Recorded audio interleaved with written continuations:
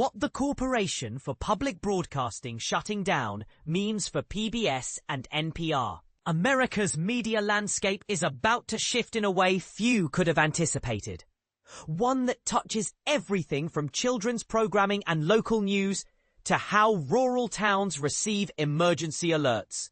This unanticipated upheaval comes as the Corporation for Public Broadcasting, CPB, begins a gradual shutdown after President Donald Trump revoked $1.1 billion in federal funding, a move that leaves NPR, PBS, and a vast network of public media stations facing an uncertain future.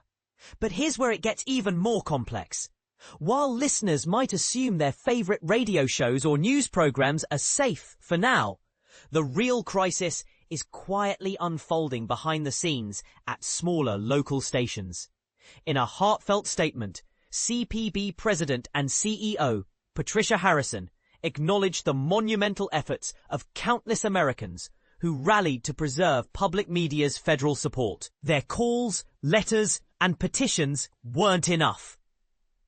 Harrison assured partners that the shutdown, though inevitable, would be managed with utmost care and openness, with the organization offering support throughout the transition. The immediate fallout won't be the cancellation of national staples like PBS NewsHour or NPR's Morning Edition.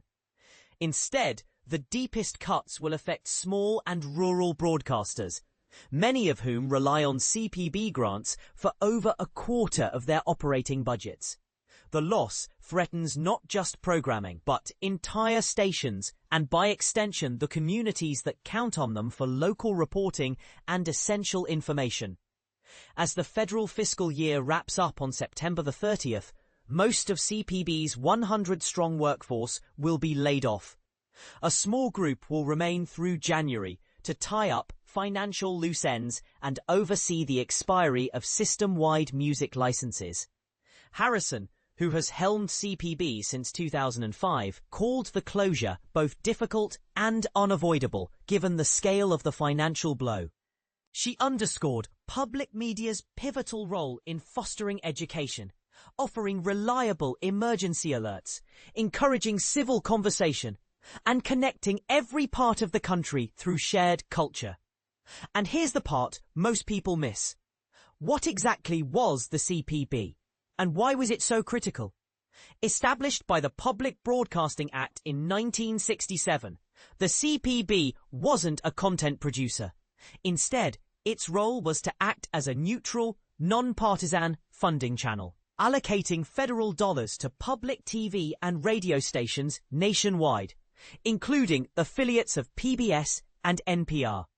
While national hubs like NPR and PBS generate a chunk of their own revenue, for their local stations, especially in smaller markets, federal money from the CPB often accounts for 25% of the total budget or even more.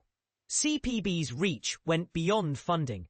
It also safeguarded stations against legal missteps and handled system-wide content licensing, including music royalties. But why target CPB? Here's where controversy erupts. President Trump and his allies have long accused NPR and PBS of political bias, questioning whether taxpayer funds should support newsrooms they allege lean left. Trump even took to Truth Social, blasting NPR as a liberal disinformation machine and calling for its funding to end.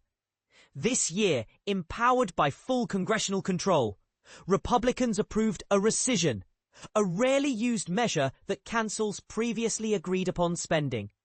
The Trump administration's proposal gut $1.1 billion meant for CPB through 2027, part of a wider $9 billion rescissions package also trimming foreign aid. Remarkably, only 4 Republican lawmakers, Senators Susan Collins and Lisa Murkowski, and Representatives Brian Fitzpatrick and Mike Turner, joined Democrats in opposing the move.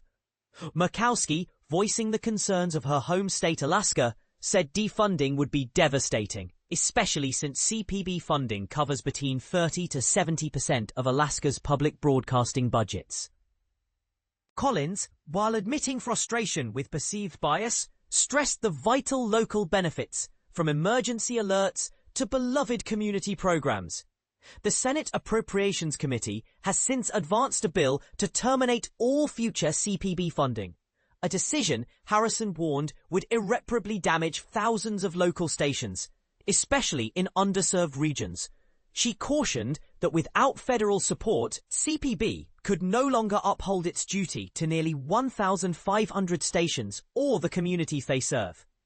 But here's a twist that might surprise you. Despite political sparring, the American public still values public media.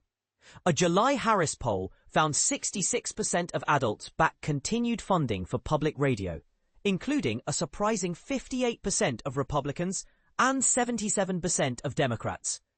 The majority consider this spending a wise use of taxpayer dollars. So what's next for NPR? PBS and their local affiliates don't expect national productions or beloved children's programming to disappear overnight. The bigger danger is for local stations, especially those in rural or smaller communities.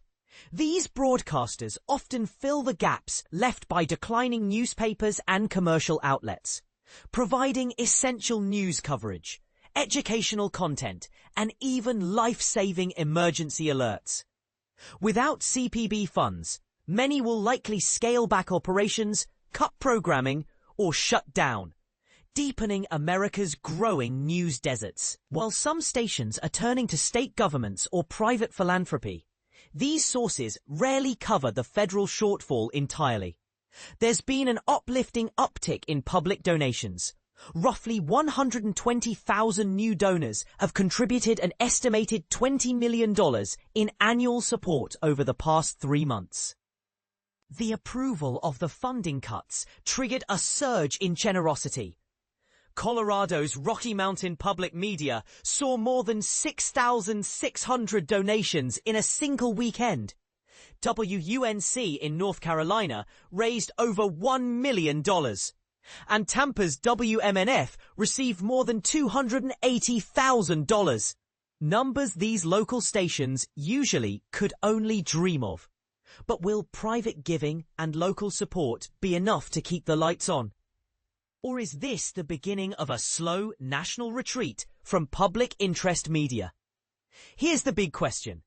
Do you see these changes as a necessary correction to media bias, or a dangerous blow to civic life in America's small towns and cities?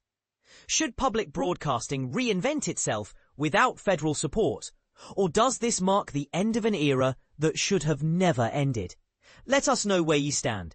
Does this move preserve fairness, or does it risk silencing vital voices in your community?